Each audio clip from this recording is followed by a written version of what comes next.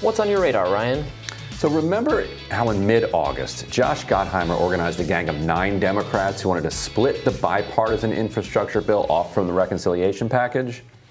Well, the bipartisan bill had only been put together in the beginning in the hopes that it would block Biden from doing a bigger bill. And when that didn't work, they tried to get the bipartisan one passed quickly so they could focus on killing the big one. Gottheimer's gang called themselves the Unbreakable Nine, and they even had a TV ad put out by the dark money group No Labels. We live in a land made of ideals. From people who fought and suffered. We call them Americans. Fate of human dignity in our hands. Something that's bigger than yourself. How many guys do you think it takes? Rural and unserved communities. Get up, try again. It's up to you. This is the America that freed slaves. We must not become a nation of mental mute. You will work hard to achieve it. Understanding where you want to go. Sir, I will not yield. We are all Americans. So yeah, that was a fictional Abraham Lincoln, that was Mr. Smith in Washington, John McCain, and Christopher Lloyd, all mashed up with 9 corporate Democrats. It made no sense at all. But third quarter fundraising numbers are now out, so the whole thing is starting to make a bit more sense.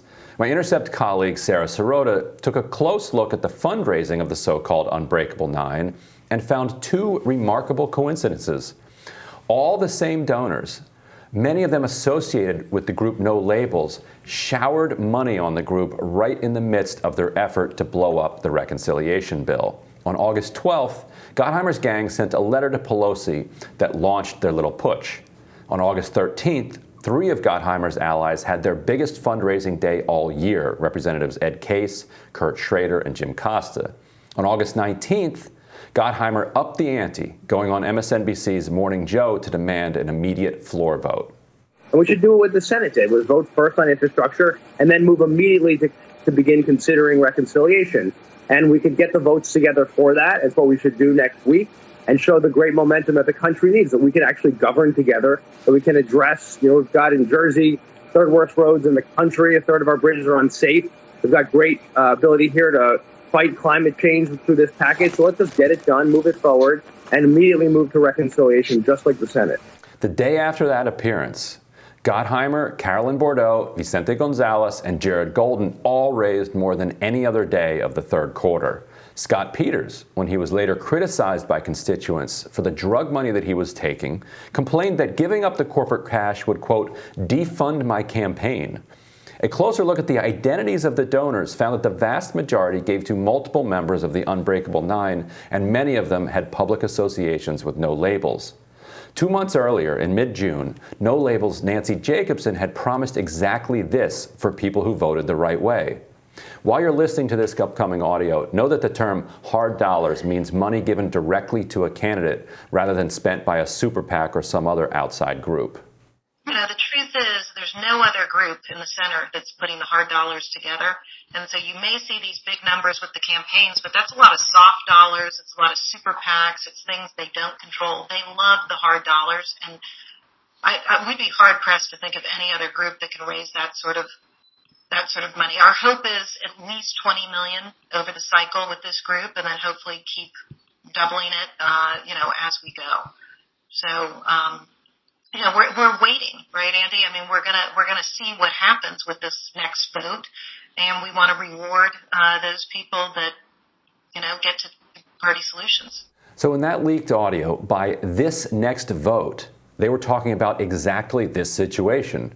Vote the right way here and get rewarded with hard dollars. That's as explicit as it could be. The goal of all of this money is to whittle down the spending in the reconciliation bill so that they can then beat back the tax increases on the super rich. A few $100,000 to a handful of House Democrats is well worth the return on the investment if they can save trillions over the next decade. So, Robbie, they really laid out their strategy behind the scenes. It happened that people kept leaking us the audio of their strategizing. Didn't necessarily seem to undermine them badly. They just went ahead with it anyway. That video, that ad was the Unbreakable Nine. That sounds like a Quentin Tarantino movie. Margaret Chase Smith Yeah, and the random inserting John McCain. What was John McCain doing? Jim Costa, I think the best thing they could find him saying was rural and underserved communities. Like, that was his entire quote. Right. That they then mash in with Abraham Lincoln and Mr. Smith going to Washington, and then Josh Gottheimer. Like, what do you guys think? But think about that. They're trying to portray themselves on par with some of the great patriots of our history, except for some reason they had to go with, multiple of them were fictional patriots or fictionalized versions of them. But still, they're trying to... I guess we don't have video footage of Henry Clay and Webster we don't have that footage, so they went with that. Lincoln, Mr. Smith, he was arguing for an earmark. And I've never even seen that movie, honestly. His long filibuster, his famous filibuster he gives, it's for an earmark. Of course. For some pork that he wants back home. That's what Mr. Smith went to Washington for. I'm sure it was a fine project, and I would have supported it. But that was what he was arguing for. But so they're trying to... that used to be the old way to solve some of these impasses, right? Yes. You just throw a bunch of giveaways to Manchin, right? And then he votes for it. There's a million bird highways in West Virginia. I'm not sure if you can do that with Sinema, because I think she's just kind of doing this for the fun of it, or for spite, for her spite of left-wing activists. Right. If it's not rational, then you can't solve it rationally. Right. But why can't there just be Manchin centers, for prescription drug research or whatever, all over West Virginia? Right. Just call it a day. I think at this point people would be happy to do that. If you can't do that, you get a situation where Dark Money Group just says, we'll give you a couple $100,000 and just go with us on this, jam it up.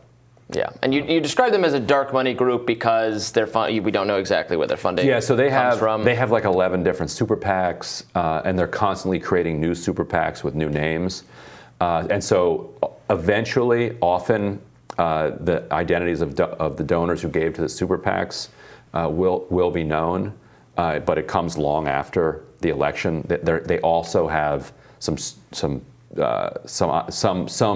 straight up dark money operation on the side, but then separately, like as you saw, their key skill is being able to organize dozens of super rich people to say, everyone give $5,000 to this person today.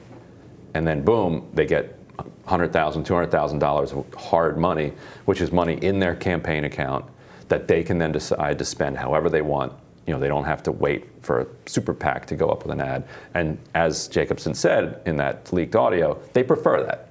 They want the money directly into their account. That's much better than a promise of, don't worry, we'll spend $1 million on a super PAC. Right. But they also do that. Right. Just in case. Don't want to leave it to chance. Anyway, I'm looking forward to what's on your radar up next.